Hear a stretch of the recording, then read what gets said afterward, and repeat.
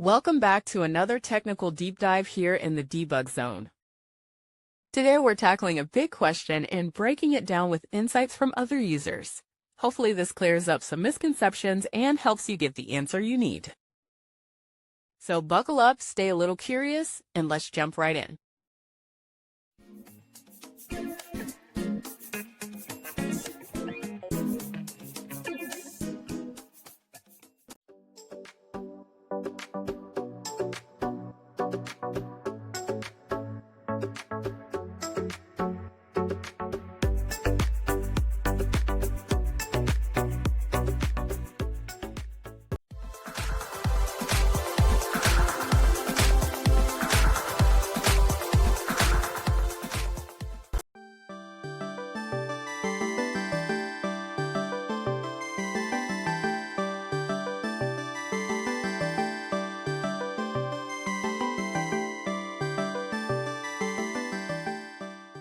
And that's a wrap.